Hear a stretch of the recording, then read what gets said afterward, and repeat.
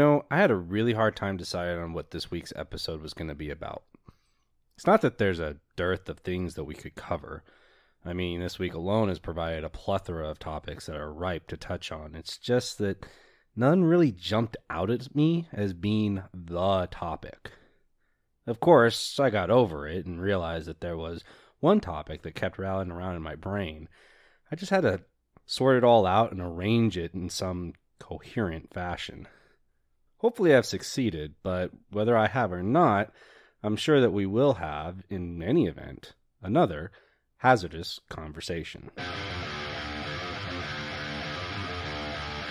Trigger warning disclaimer. Hazardous Conversations pushes rhetorical boundaries for acceptable political discourse. Listening to this program could have the uncomfortable side effect of provoking deep intellectual inquiry into foundational principles of liberty. Listener discretion is advised. I mentioned in last week's episode that I like to script out what I'm going to talk about. Part of that is to make sure that I've said all that I want to say on the given topic, and so that I don't ramble on and meander all over the place in my talking. If you've ever talked to me in person, you'll know exactly what I'm talking about.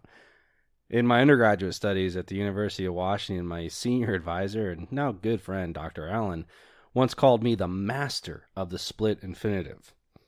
Now, he didn't really mean it as a compliment, and he made the comment in reference to my writing, but as it turns out, I talk that way too, and unfortunately, that can make for a fair deal of confusion when trying to tell a coherent story off the cuff.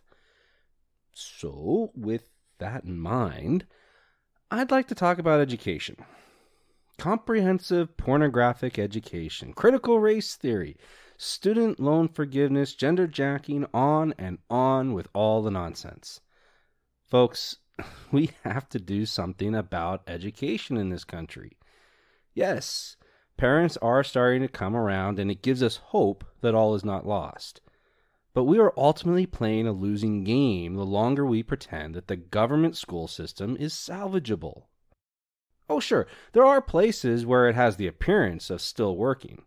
But even in the best of these places, it is little more than an illusion. Now, many of you may have seen that this week, Congressman Thomas Massie of Kentucky filed a bill that would abolish the Federal Department of Education. This is a bill that he has filed just about every session for at least the last few years, and predictably, it rarely goes anywhere or gains any real traction. Even if we were to obtain supermajorities in both the Senate and the House, I cannot honestly see such a bill gaining broad enough support to be acted upon. Certainly not with many of the spineless simps we've got in there right now. That being said, I do not think that Massie's bill goes far enough. While getting rid of the federal bureaucracy does need to happen, doing so would not, by itself, address some of the fundamental systemic problems that currently exist. These problems, as I see them, are, number one, choice, the ability of parents to choose how to educate their children. 2, compulsion, the ability of everyone to choose how much education they receive and when they receive it. And 3, funding and regulation, whether and to what extent the government spends our tax dollars on these failing institutions, and how much control, usually through extortion of those tax dollars, should be exerted over them. Now, on the first of these, choice, it is really a simple idea. Parents should have absolute freedom of choice for where their children get educated. Whether that's in a government school, a charter school, a private school, or in a homeschool setting, however a parent decides is best for their child. And in that choice, parents should not be limited by the artificial constraints that come with bureaucratic governmental regulations. Regulations that trap kids in failing schools and waste millions upon millions of tax dollars on crumbling infrastructure. Now, in the second, compulsion, it is my strong conviction that no one should be forced to attend schooling of any kind. In most states, maybe all states, school attendance is mandatory. And if you fail to account for your child's schooling, you can be held civilly liable and possibly have your children taken from you. Doubt me? Well, do me a favor. If you're in Washington State, have a look at Title 28A of the Revised Code of Washington, then get back to me. But seriously, in what world does mandatory attendance make even the remotest sense? Now, I know where such laws come from and why they were put in place for the most part. Their inception came from some very genuine concern for the well-being of children getting an education. The problem is, as with all things government, its intended purpose has become so thoroughly corrupted and distorted that nothing remains to be salvaged from it. Moreover, educational resources are so widely and diversely available these days that it completely renders meaningless the idea of mandatory attendance in order to receive said education. Therefore, I do not believe that schooling at any time should be mandatory. Note, I do not say that children shouldn't go to school, just that it should not be compulsory in any way, shape, or form. Now, the third, funding and regulation, shouldn't be too hard to understand. The federal government should not be spending any money on education of any kind in this country. Not in the way of infrastructure, not in the way of block grants to the states, and certainly not in the form of student loans for a useless college education. There is simply no rational argument a person can make as for why the federal government need be involved in any way on this front. Unless, of course, your aim is to use such activity as a means of pushing radical socialistic agendas, then it makes complete sense, as we have unfortunately seen play out before our very eyes. So what do we do about it? Well, Representative Massey's bill is a good start, but as I said, it doesn't go far enough. Could we draft some federal legislation that would deal with all these systemic issues? Sure, we could. But assuming that we could get such legislation to pass, it would be too easy to undo. No, I think for this, we need an amendment, a Freedom in Education amendment, to make it unambiguously clear that there is no role for the federal government in education. And it just so happens that I have drafted such an amendment, and you can read it on my Hazardous Liberty Facebook page and at hazardousliberty.com. Now, if you do decide to go out and read it, please understand that I am not claiming it to be perfect language. After all, it is only a first attempt. But I did give it a fair amount of thought, and I tried to be as concise and direct as possible. But just as brevity is the soul of wit, sophistry is the elixir of false intellectuals, and that is especially true of legal language, and even more true of constitutional language.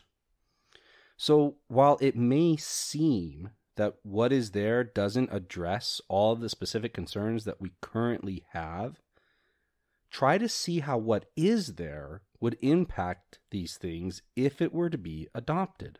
Think through how things could change at the state and local level if we had this level of freedom secured in our federal Constitution. And above all, think of these points as crucibles to have conversations within. Throw them out to your leftist friends and enemies and make them defend against each proposition. Make them defend why you should not have choice in where and how to educate your children.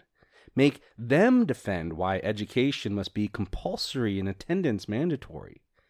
And make them defend why, if government must fund education at all, why must it be funded at the federal level?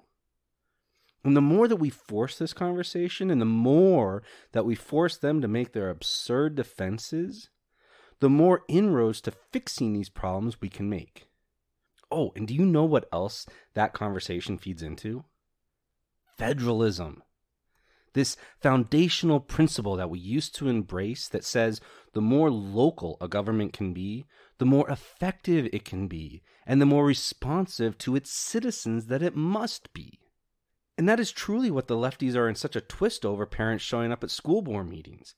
It's the horrible thought that they, the parents, just might take control of said boards. And if they do, then how will they continue to indoctrinate our youth? Now, I don't want to get off on too much of a tangent here, but it's important. We have to revive federalism as a principle in our country. Our Constitution is designed to only work properly under it. The federal government was never supposed to have and wield the type of power it currently has. But decades of corrupt legislative practices and executive abuse, combined with even worse court decisions, has caused our national government to become bloated to the point of bursting. And it is done so by design by the left, knowing that if they can make it crumble under such weight, then they think that will give them the chance to sweep in and rebuild their utopia on the rubble. Now, one more thing on this point. If you really want to get under their skin, bring up federalism in the context of, quote, misinformation. You know that is such a hot topic right now. Anything that the opposing side doesn't like is naturally labeled as misinformation or disinformation.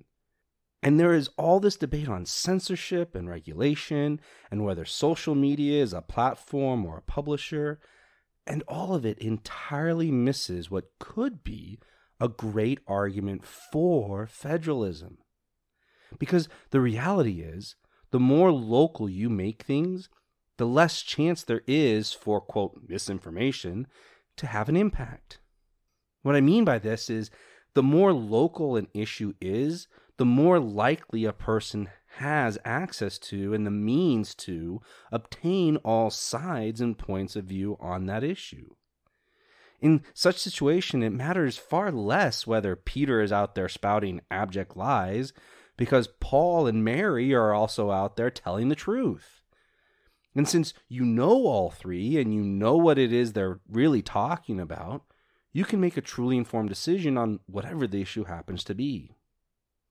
Now, is this foolproof? No. Does it mean that people will always get things right? No, of course not. But it is a hell of a lot better than all the noise we deal with now. But I digress. Folks, force the conversation. Force the simple question. Why should this be the responsibility of the federal government? Because just as is beginning to happen with parents around the nation, more and more people will see the absurdities with which the left defends such questions and turn to those who have reasonable and practical solutions. Not perfect solutions, mind you, just reasonable and practical. The best solution of all, of course, being liberty. So, we will leave it there for this week. If you've enjoyed this episode, I'd be ever so grateful if you would like it or rate it, depending on what your podcasting app is. But most importantly, I'd appreciate you sharing it with others who you think might enjoy it as well. Of course, be sure to follow or subscribe to the podcast to get notified when new episodes are up. And as always, God be with you in all you do. And until next week, keep the faith and keep up the fight.